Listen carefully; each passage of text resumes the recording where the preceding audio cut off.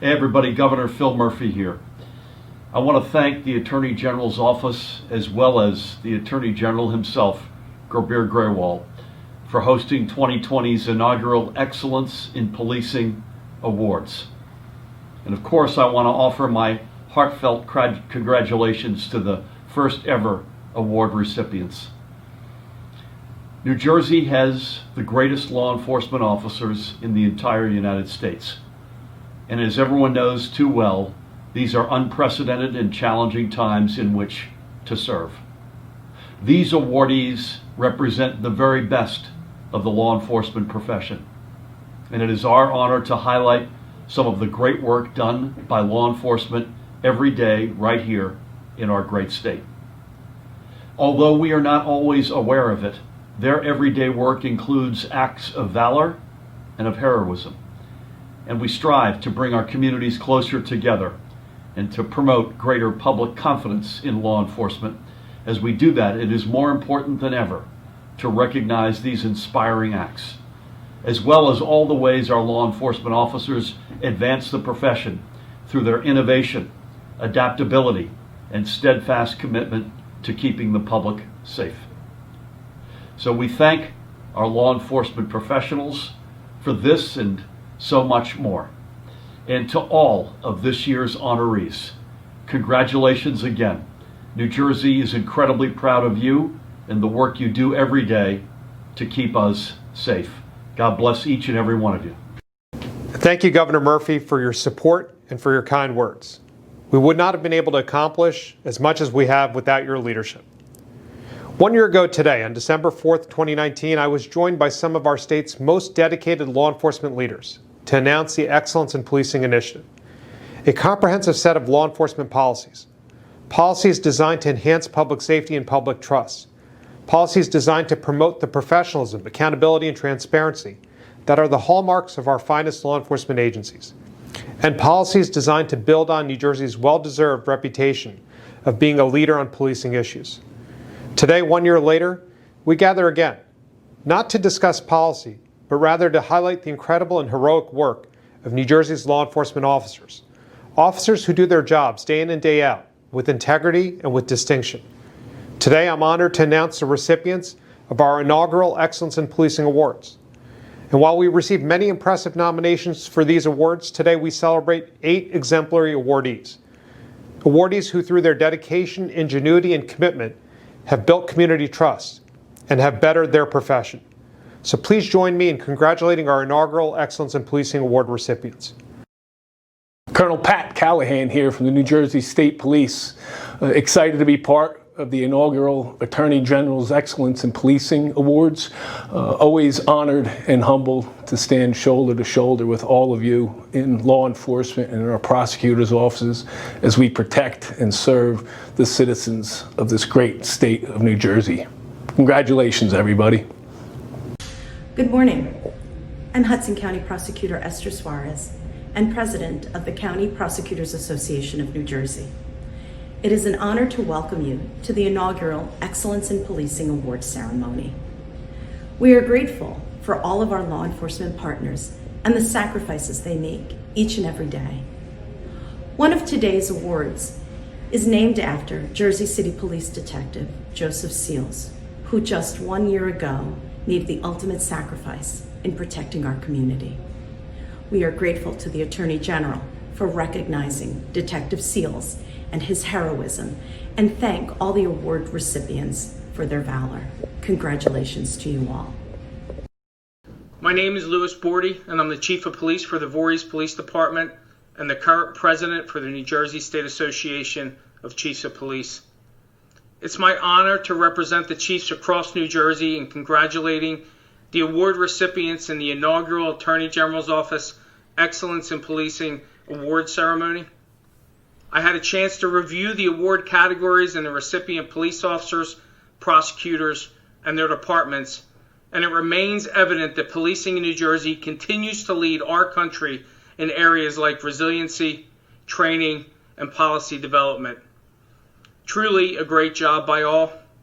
I would like to thank Attorney General Grewal for the opportunity to address the award recipients and again congratulate everyone on their work done here in 2020. Congratulations.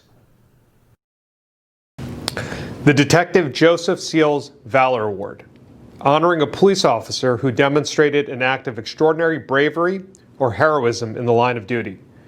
Named for Detective Joseph Seals, a 13-year veteran of the Jersey City Police Department who tragically lost his life in the line of duty in December 2019.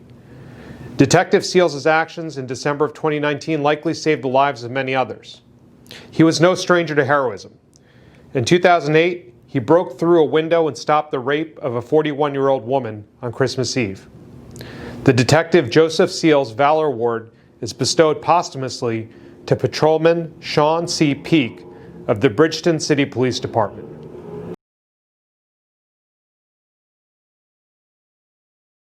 It hit me hard because I spent so much time, not only with Sean on the department, but as I said, a number of years, he was one of my detectives when I was in charge of the Detective Bureau, and it hurt me.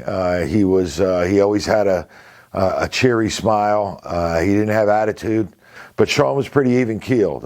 He understood. He understood what the job was. He understood what the job asked. He made sacrifices both in his personal life and career, and he accepted change. It happens quite often around the country and around the state. This was a first for our police department, and Sean put his job on the line. There was someone that was committing acts of criminal mischief, burglary. Despite that, you know, the person entered the river. Sean didn't think twice about going in. It was admirable on his part to make that decision, and most people might turn around and say that why did Sean go in the water and save somebody that was doing all that damage or doing those type of crimes? But a person is a person, and we don't pick and choose. No police officer does. And I know Sean. I've known him for the length of his career, and I know he wouldn't think twice about doing something like that, and as would any of the officers here and any of the officers in the state or the country. He was a family man. I mean, every conversation I had with Sean always went back to his daughter. And I joked at the services that he would ask me about my son, and he knew my son. My son's older, he's 24 years old, but he would ask me about my son. He bought a set of drums off my son years ago, and he would ask me how he's doing, but I don't think he even cared about that. I think it was just a segue into talking about his daughter, and he would go on for the next 20 minutes talking about just about everything that his daughter was doing, how she was progressing, how she was now doing this and now doing that, and was into soccer and was into different things. And you could just see his eyes light up every time he spoke about his family and his daughter, especially his daughter. And he was a very doting father, to say the least. He was very patient. He's a very caring person. And just the way he dealt with me, I would say, is probably the best way somebody could deal with my personality. He got everything through to me. He explained everything so well, and I learned very quickly with Sean. We really didn't have a choice, and I'll always be grateful that it was him, because I think anyone else back there probably would have, given up on me or not had the patience. I still use a lot of the techniques that he used, his interview style. Anybody that knows him knew that he was, a very calm guy. He was a guy that talked to you. He was very non-threatening, and that definitely has a place in an interview room, depending on the type of case. One of the big concentrations that he had, that I ended up also having, in probably my first 6 months to a year, was child forensic interviewing. So we would interview children that were victims of crime or that were witnesses to crime. And he was a great guy to learn from there, because his demeanor was so good with kids that, he would sit down, he would go to their level, and they felt comfortable talking to them. Can't walk in there and be, the big bad cop and expect, a 6-year-old that's probably already traumatized to talk to you. And Sean just had a very good approach, and that's one to this day that when I go in there, Sean's in my head somewhere, and, I try to emulate that as much as possible. The thing that sticks with me the absolute most about Sean is just his love of his daughter. When she came along, he had pictures, and we used to actually make fun of him about it, like in good fun, but he had pictures of her. She was a screensaver. She was the pictures. She was on a coffee mug. I mean, everything you can imagine. And he just he loved Kate so much, and always will. And it just the love that he had for her was, you knew that he was cut out to not just be a dad, but to be a girl dad. I mean, he just sucked that role up, and it was great to watch. It was great to watch, but it also speaks to his heart, and he took that heart everywhere he went, whether it was as a father, as a husband, as a patrolman, or as a detective. He carried that good heart in everything that he did, and that's something that I always remember about him. He helped me when I got hired. He was very instrumental in getting me started here. He helped me go through the process of becoming a new officer. Gave me some tips, gave me some key pointers, how to keep your uniform nice, how to keep your belt and your boots polished, just certain little things. And he always went out of his way to make sure that the new officers, whether on his shift or not, and just in passing in the hallway, felt welcomed and knew what to do. I think that he's one of those kinds of guys that every police department needs, and he's going to be, already is, sorely missed. Thank you. I would tell him thank you, and that I always looked up to him. He always did a professional, good job, especially when dealing with people. He always had that mannerism that people respected on the street, and he held himself at a higher standard. Always kept his uniform sharp, and I just want to tell him thank you for teaching me how to do that stuff as well. Sean Peak was a great officer, great father, great family man. And to me, and this is just me, I can't speak for anybody else around here, but for me, he was the embodiment of what the oath of this office is, and that's to serve and protect lives, property, and everything.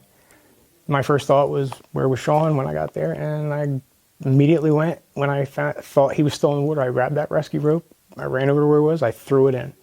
And I was telling him, hold on, Sean, hold on. And, of course we got him out, but unfortunately the end result wasn't what we wanted. That night he showed it. He put it out there and he showed it, that how much, regardless of whatever situation or encounter, he was willing to do what he had to do for the public. And he will have my unwavering respect for what he did. And the only thing I can do to say is, I remember him every day. And I've always been that kind of guy to be like that for the public, for my fellow officer. And what he did goes beyond anything that I've done in the past in my eyes. And I think it'd be a way to honor him just to do what he did, and that is to do the job, be dedicated to the public, and make sure all of us go home at night. Here you go. I would walk in, and the first thing he would say is, Josh Thompson. He always said, Josh Thompson. He never called me Josh. He said, Josh Thompson. No tasty cakes today, no pies today. The first thing, the joke is that they think I eat nothing but junk. And of course, that was his thing. He would say, let me check your desk to see if you have any tasty cakes sitting in there. But that's his first thing. And he greeted me the same way, even until the last time I saw him. It was like, Josh Thompson. It was like he was singing, Josh Thompson. He was just that guy. Sean was just that guy. He was just that guy. He would make me laugh every day because he greeted me the same way every day. But he took his job seriously, and he's just missed. I would say Sean Peak.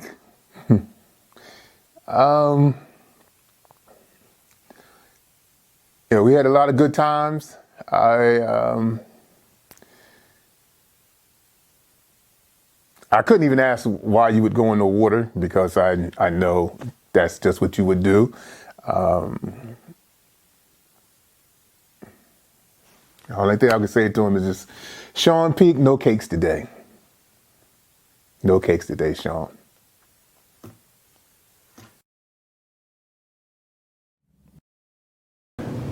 The Innovations in Public Safety Award, honoring a police department or county prosecutor's office which developed an innovative program or initiative utilizing community policing practices or community-based intervention services to promote public safety. This may also include the use of technology to effectively promote community engagement and outreach. The Innovations in Public Safety Award is presented this year to the Cumberland County Prosecutor's Office for the series Coping with COVID. At the Cumberland County Prosecutor's Office, we're committed to reimagining public safety. So it's important to us to work on intervention as well as prevention. And coping with COVID was an easy way to do that within our community. So it really started when we had a stakeholder call, and as we were talking to a couple of others that are in various coalitions or cohorts, they were communicating that people were feeling that stress and the pressure that was coming from social distancing. And in talking to those stakeholders, there was kind of this thought process of what if we could reach them with resources that are still available and bring some hope and some unity and resources. We have a number of stakeholders that we regularly work with here in Cumberland County. So when we started this series, we did a call out to them and did 9 different episodes of Coping with COVID. We did episodes on dealing with stress and mental health. We did an episode dealing with recovery. We did an episode on looking for signs with our children to make sure that they are doing well during quarantine. We also did an episode with one of our chaplains so that the community knew that the chaplains were still out and about in the community and able to help them. You know, there's a whole litany of things that we could address, and our approach and our strategy is to say, on a longitudinal basis, all of these things, if we approach them in things that where felt needs exist, will have an impact in the right direction when it comes to crime and crime reduction. So that's the vision that the prosecutor has and that I'm fully on board with and excited when we get into pivoting to meet the felt needs of the community, whether it's just resources like this or looking at grants that we could find to bring dollars in to address things on a real-time basis with real bodies and real strategies that are going to bring a change to our community. Okay, yeah, you guys can come in now. As a person who was quarantining right along with everyone else, we started to see things that could become issues in our community, such as people were doing many more online shopping arrangements. So we had our consumer protection advocate, Jim Matlock, on the program to tell seniors as well as people who were less familiar with the internet how to be safe during online shopping and to be aware of online scams that might take advantage of them. I was really excited when we found out that we got the award. I think we have done a lot of work, and sometimes you wonder if that work is going to be noticed. So for us to receive this award is a really big honor. I think we have so many good things that are happening in this county and really throughout the state. So I'm proud of the Attorney General's office to put forth this whole initiative that there is excellence in policing that's happening. We're really proud of our municipal police officers that are day in and day out are living this. I love when community policing officers now are coming to me, and then I'm going to the prosecutor and we're saying, hey, this guy has this idea, for his unit. Could we incorporate that, or could we find dollars to address that initiative or that idea that they have? And so I think for us to receive this award feels really good because it's just one more recognition that we're doing something that is really shared among not just our whole office, but really our whole policing and law enforcement community here in Cumberland. We were really excited when we heard that we won this award because we want to be leaders in community policing. And we want the community to know that we're not only there to prosecute crimes, we're also there to help keep the community safe and help people make healthy, positive choices. Congratulations again to all of our outstanding award recipients. Your stellar service is an inspiration to all of us. Many special thanks to all of the law enforcement executives who submitted these nominations. While this season is fraught with challenges, let's hold fast to these shining star examples, that together we can make a difference, that together we can build trust, Together we can improve the communities we serve. Thank you once again for joining us today. Happy holidays to all of you, and please stay safe.